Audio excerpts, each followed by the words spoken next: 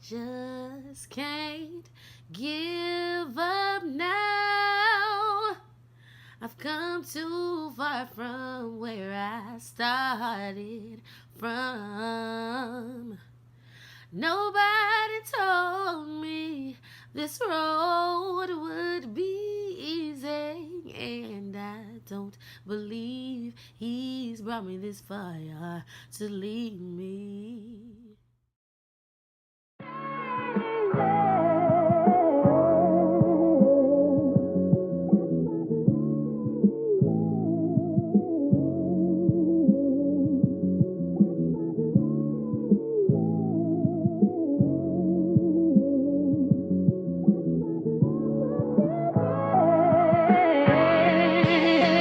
Bello on the beat.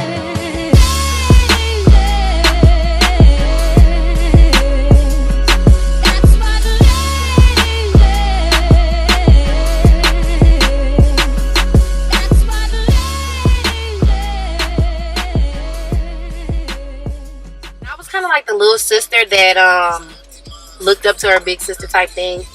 And I remember like wanting to sing with her, and she just be like, "You can't sing, you don't sound good." I was like, "Mom," so I practiced every single day.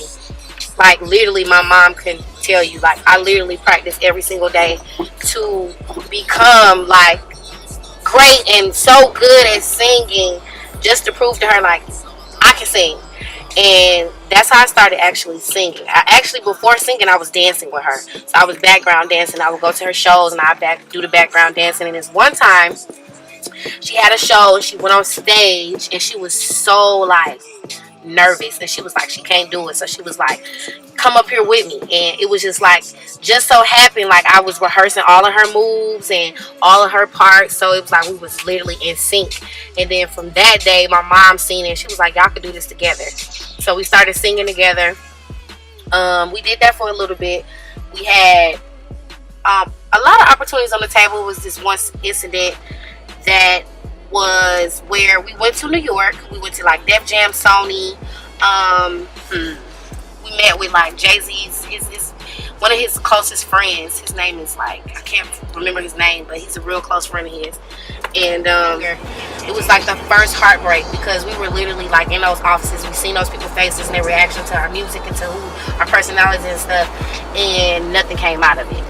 So moving forward, we started working with singer songwriter. His name is Adonis Shropshire. He worked on like songs like My Boo. He worked closely with Diddy. He wrote a lot of great songs. We got with him and he literally helped us write. There we met Michael Malden, who was Jermaine Dupri's father, and we started working with him and he began to manage us, and we went from a duo to a 4-girl group. We were kind of like the new age escape type of thing. We were called the Feisty Girls. And unfortunately at the time, I guess, you know, money wasn't right and whatever. Somebody brought him another group and their money was right. So we kind of like got pushed to the sidelines. So that was like another heartbreak. So at this point, you know, it was just like over music. And then at the same time, I'm growing and I'm becoming a woman and getting into other stuff and, you know, dealing with personal life. My parents had got divorced. Just a whole bunch of stuff that was happening that kind of like made me stray away from music, like loving and wanting to be like a performer, wanting to be on stage. So then from there, I got mixed up in the wrong crowd. It went from, you know, just hanging out with the wrong people, dealing with the wrong guys, and I got into doing fraud.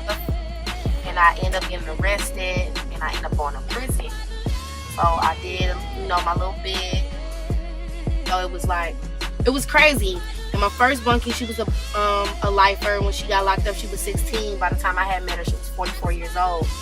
And she would always tell me, like, you know, I would always sing to her and sing in there and stuff. She always tell me, like, you have a gift. Like, something is about you, like your personality. Like, you have a gift. Like, when you get out of here, use it because I can't leave, you know? And just that little bit right there put me in a mindset of, like, damn, like, she can't leave. Like, this is her home. Like, this is her home. Like, I have my little sentence of once I'm done with this year, I'm out of here. But this lady, like, she's here. Like, this is her everyday life.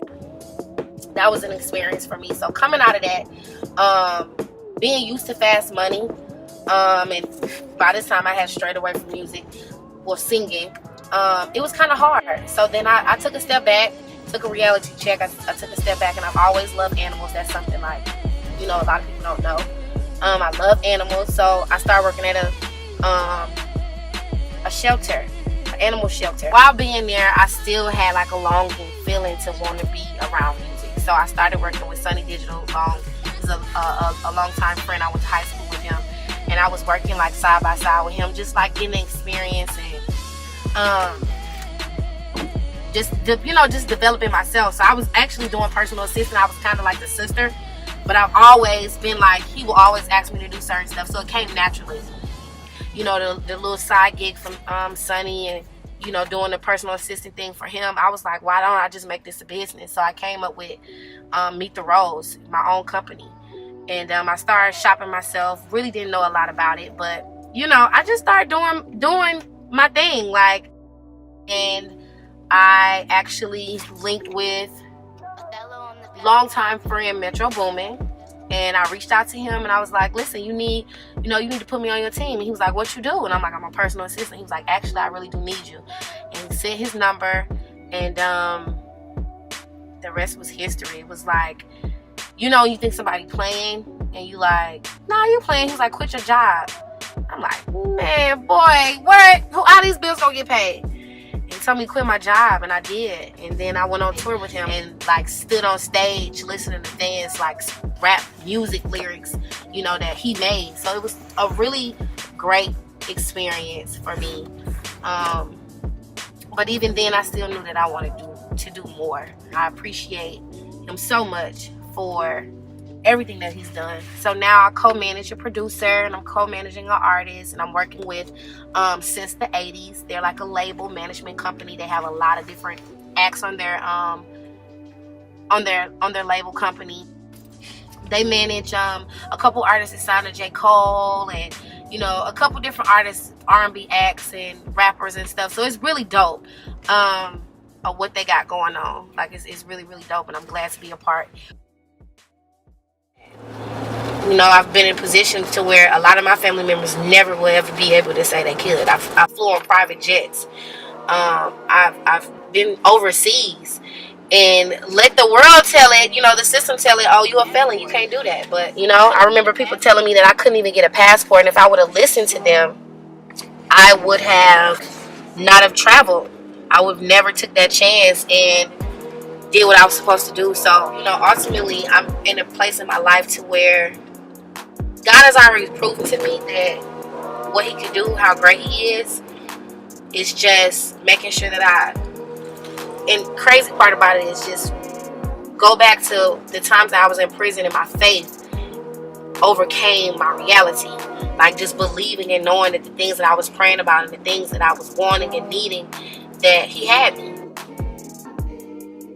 You know, whenever you are going through, or, you know, you have things going on in your life, and just, you know, the culture and just, you know, things around us, because we're living in a different type of world now. Like, if you think about when we grew up, I'm 28, and you think about how we grew up, and how things are now, you have to really just learn yourself and find yourself in these situations.